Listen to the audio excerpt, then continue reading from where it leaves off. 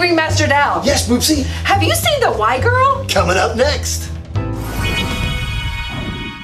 I wonder why, I wonder why. Now it's time to learn why. Today's question comes from Kelly.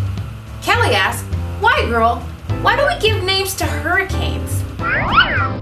The answer is, with the invention of radio and TV, hurricanes were broadcast nationally. Sometimes there were more than one, so we needed a list of names so we could tell them apart. I wondered why, now we know why.